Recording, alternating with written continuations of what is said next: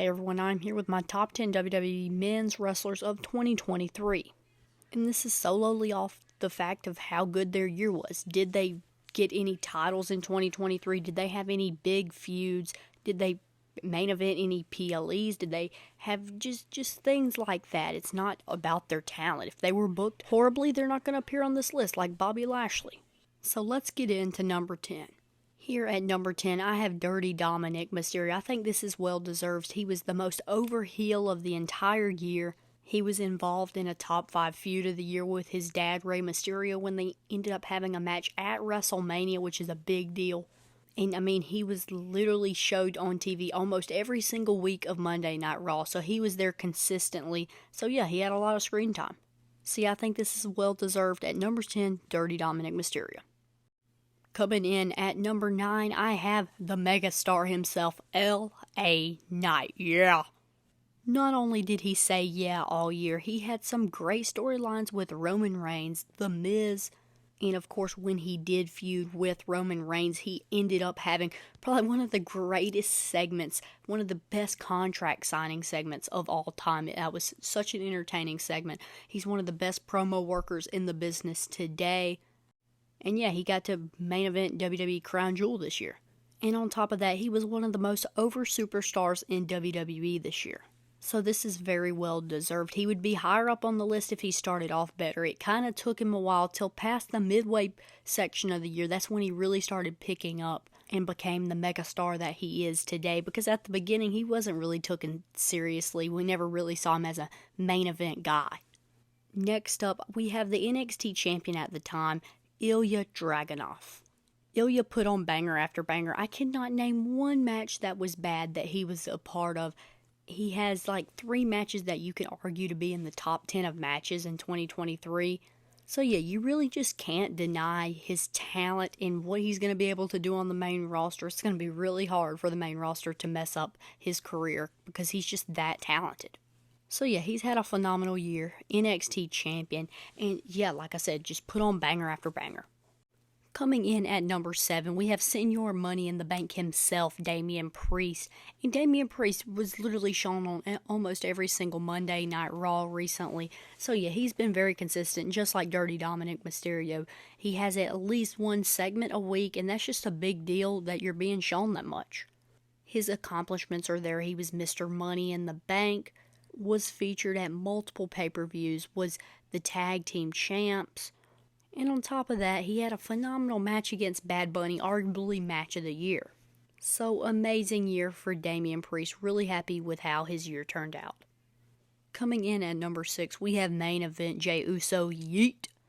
But he had a great year. He was a part of arguably the best match of the year against Sami Zayn and Kevin Owens. Was a part of the best feud of the year with Sami Zayn versus the Bloodline.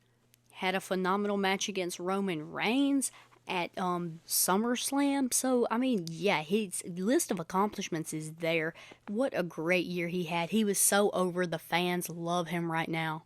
So, yeah, Jey Uso really had a great year. Coming in at number 5, we have Seth Rollins, and you know he deserves to be on here. He was the first ever World Heavyweight Champion. Was literally a part of almost every single PLE this year. Had a great match with Shinsuke Nakamura in that last man standing match, and just had some very good matches. And had some great storylines with Shinsuke Nakamura, Finn Balor, Drew McIntyre, and much more. So yeah, Seth Rollins is one of those guys that does everything for this business. He is just so loyal to the company. He never takes breaks. He's just a fighting champion. He's at almost every single show. So yeah, by no surprise, another great year from Seth freaking Rollins, and he's coming in at number 5. Coming in at number 4, we have Roman Reigns. He may have only wrestled 11 matches, but every single match he's a part of is huge. It's a big deal because we're just happy to see him.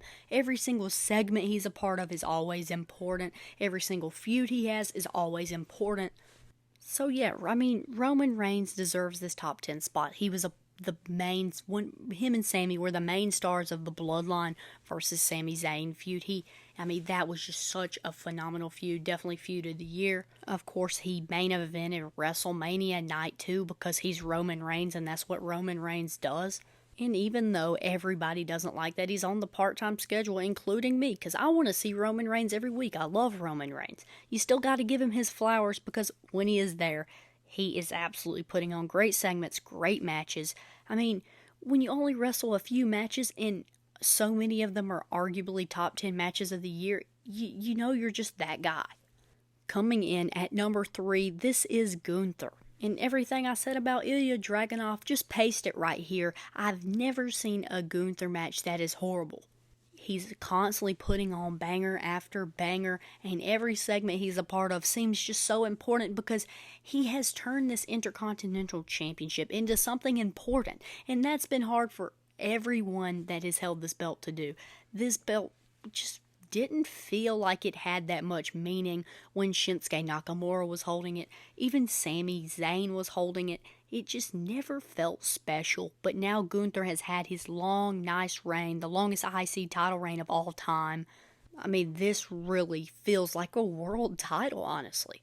He looks so dominant with this title. It's like every single match he goes in, I'm just like, I know he's not going to lose this. But yeah, phenomenal year from Gunther, and I'm really looking forward to his 2024. I think this is going to be a huge year for him where he's going to really look nice, and I think he's going to go for the big gold, the World Heavyweight title. Coming in at number 2, I have the American Nightmare Cody Rhodes. I mean, he has been one of the biggest baby faces in the company since returning. This year he won the Royal Rumble. He main evented WrestleMania Night 2. He had some big feuds, of course, with Roman Reigns, with Brock Lesnar, with just so many different people. And even at the end of the year, he kind of was going after Seth Rollins.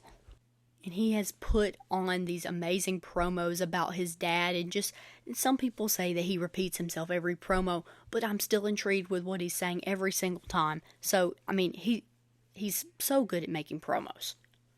The only thing that Cody Rhodes didn't do this year was win gold, and that's why I did not put him at number 1. But yeah, he's just been that top babyface for almost the entire year. So yeah, gotta give Cody Rhodes his flowers. Great year from him, and I think 2024 is going to be that big year where he wins the Undisputed title. Now coming in at number 1 for who I think was the best WWE men's wrestler of 2023 is Sami Zayn. Sami's year this year was just so good, and Sami's underrated. And don't call me biased, because I used to not be a Sami Zayn fan. I used to think that he was overpushed all before the Uso gimmick and him being the inaugural Uso. Before all that, I just really didn't like him.